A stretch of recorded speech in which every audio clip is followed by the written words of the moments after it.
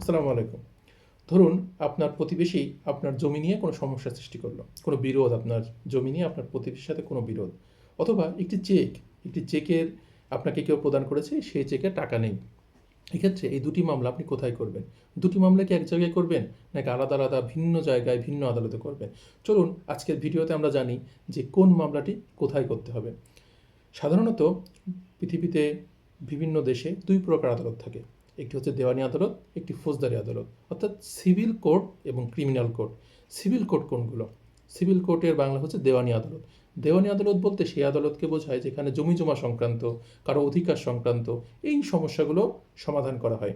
ধরেন কারো কোনো অধিকার হরণ করা হচ্ছে, তার সেইটা অধিকার আছে, অধিকার থেকে তাকে বঞ্চিত করা হচ্ছে। এই টাইপের যে মামলাগুলো আছে এই মামলাগুলো সাধারণত দেওয়ানি আদালতে করা হয়। অন্যদিকে ফৌজদারি আদালতে কোন মামলাগুলো করা হয়? যেখানে আপনার কাছে কেউ ধরেন চেক দিয়েছে, চেক দেওয়ার পরে আপনার সেই চেকে টাকা পাচ্ছেন না, সেক্ষেত্রে ফৌজদারি আদালতে যাবেন।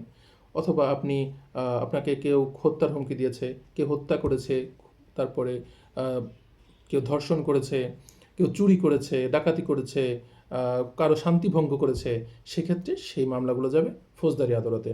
একটি দেওয়ানিয়া মামলা সচরাচর করা হয় সরাসরি কোর্টে এসে আর্জি দাখিলের মাধ্যমে একটি দেওয়ানি মামলা আদালতে দায়ের করা হয়। অন্যদিকে ফৌজদারি মামলাগুলো থানায়ও দায়ের করা যায়, আবার কোর্টেও দাখিল করা যায়। ফৌজদারি মামলাগুলো থানায় যখন দাখিল করা হয় এফআইআরের মাধ্যমে ফৌজদারি মামলাগুলো থানায় দাখিল করা হয়, অথবা সরাসরি কোর্টে এসে সিআর কেস অর্থাৎ কমপ্লেন রেজিস্টার্ড কেসের মাধ্যমে ফৌজদারি কেসগুলো আদালতে দাখিল করা হয়। এক্ষেত্রে দেওয়ানি আদালতে আমার একটা অধিকার আছে, সেই অধিকারের আমাকে পূরণ করা হচ্ছে, এবং ফৌজদারি আদালতে আমার বিপক্ষে কোনো কেউ অপরাধ করেছে, সেই অপরাধীকে সাজা দেওয়া হচ্ছে। সাধারণত দেওয়ানি আদালতে আমার অধিকারটা দেওয়া হয়, আর ফৌজদারি আদালতে কোনো ব্যক্তিকে জামিন দেওয়া হয়, অথবা কারো অপরাধীকে সাজা দেওয়া হয়। এই কাজগুলো ফৌজদারি আদালতে করা হয়।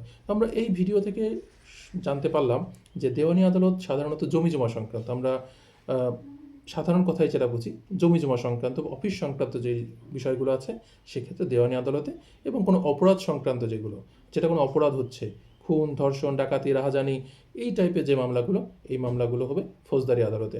ধন্যবাদ। দ্য ল ইনস্টিটিউটের সাথে থাকবেন। আসসালামু আলাইকুম।